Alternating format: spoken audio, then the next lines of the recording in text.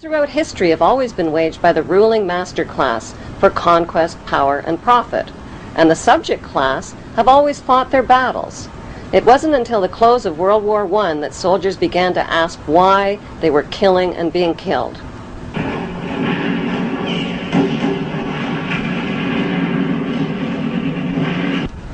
The League of Nations was the money cartel's first attempt at world control, but Tsar Nicholas II of Russia caught on to their plot and sabotaged it. That proved to be a deadly mistake. Schiff, Warburg, Rockefeller, Harriman, and Morgan backed the uprisings that led to the 1917 Russian Revolution. Their strategy was to finance both sides of wars and revolutions, which gave them control over the winners, the losers, and the outcome.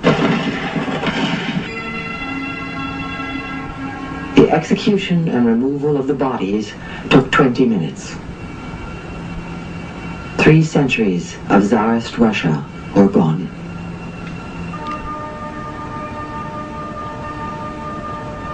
Between 1918 and 1921, 14 million Russians died from war and starvation under Lenin's Bolsheviks. By 1919, Lenin ran up a national debt to the Rothschild banksters of $60 billion, which put Russia firmly under their control. As Mayor Rothschild once said, "Give me control of a nation's money and I care not who makes her laws." To this day, the Rothschilds have stopped the heirs to the Tsar's fortunes from claiming their deposits held in Rothschild banks. Those fortunes are now worth an estimated $50 billion. Joseph Stalin, who was financed by the same money cartel, replaced Lenin as Russia's brutal new dictator. Using terror and death threats, Stalin's job was to industrialize Russia and turn communism into a powerful counterforce to democracy. Manufactured conflicts between these two powerful political forces would be the ideal excuse for all future wars and for dividing, conquering, and ruling the world.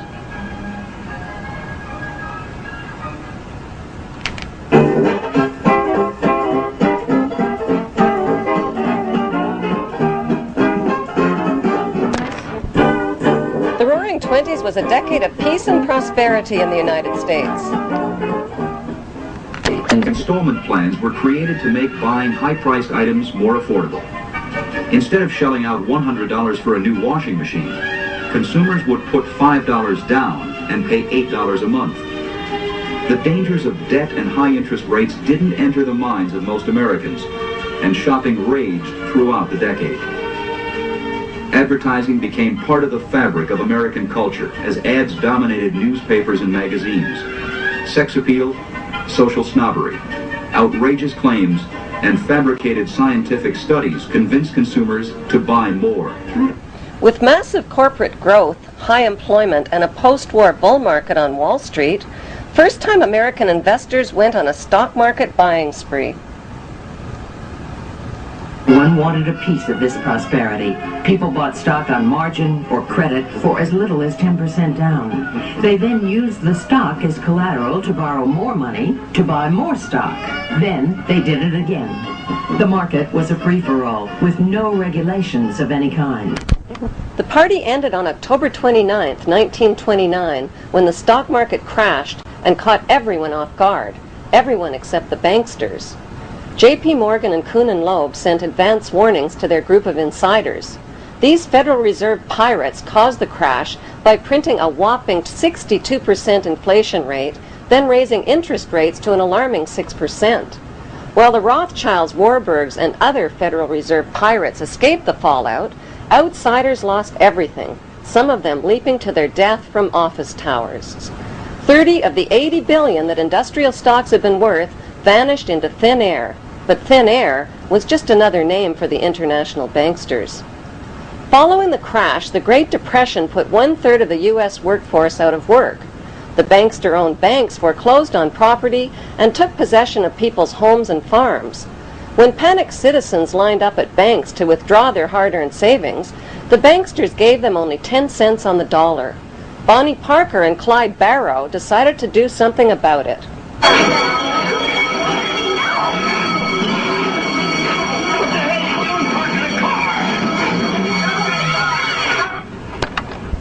Homeless and desperate, many Americans set up tent cities and rode the rails looking for work.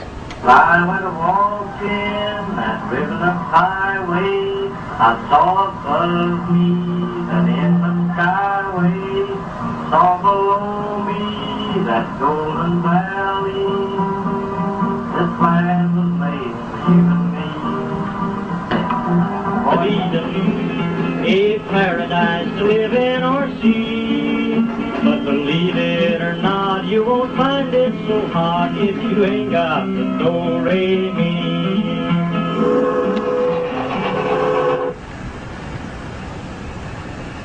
We don't want to overlook the fact that this country was on the brink of hell. We were looking and searching for anything to get us out of this mess. Communism looked very, very attractive to people. We're going to share everything. You're not going to have to worry about being out of a job. We're going to be one great big happy family. There was a lot of baloney. You weren't, but that we believed it. Either on the trains or in jungles, you do get to talking about what this means in a broader sense, the social struggle. Why does it have to be this way when the goddamn guys on Wall Street all got millions of dollars? And I can remember being aware of the difference between the working class and the ruling class in this society, to put it in the terms that I use today. The boys come chanting and the fog was lifting. This land was made for you and me.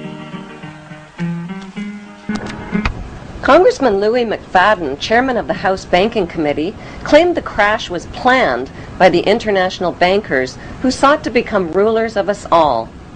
In his famous 1932 congressional address, he said, "Mr. Chairman, we have in this country one of the most corrupt institutions the world has ever known.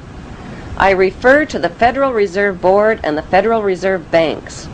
The Federal Reserve Board has cheated the people of the United States out of enough money to pay the national debt 3 times over. This evil institution has impoverished and ruined the people of the United States through the defects of the law which it operates and through the corrupt practices of the moneyed vultures who control it. Some people think the Federal Reserve banks are government institutions. They are not government institutions. They are private credit monopolies which prey upon the people of the United States for the benefit of themselves." Following a series of death threats, McFadden died from food poisoning, followed by a heart attack under suspicious circumstances. In his book, Wall Street and the Rise of Hitler, Professor Anthony B. Sutton shows documented evidence that U.S. corporations supplied money, gas, vehicles, and weaponry that helped Hitler launch World War II. Prescott Bush, father of George Bush and grandfather of George W. Bush, supplied raw materials and funneled vast sums of money and credit to Hitler's Third Reich.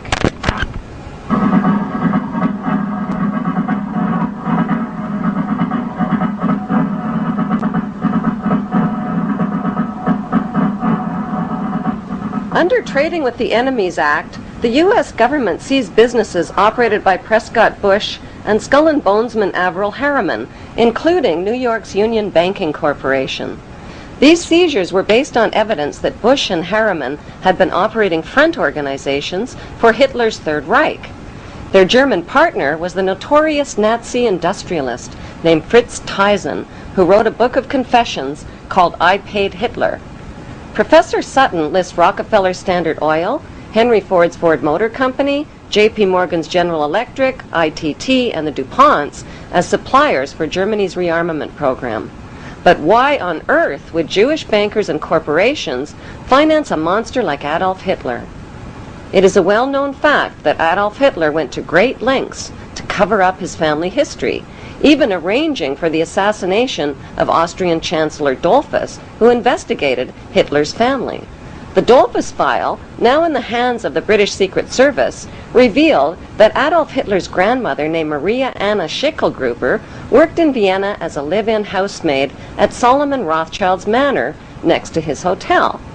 The information was traced through her compulsory registration card.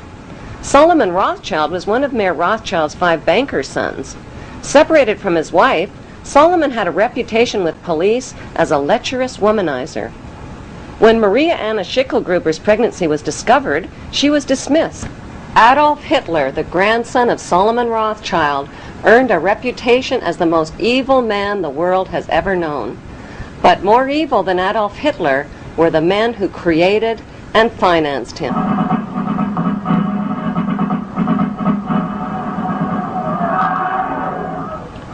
Hitler's revolutionary activities in Germany landed him in prison for 5 years.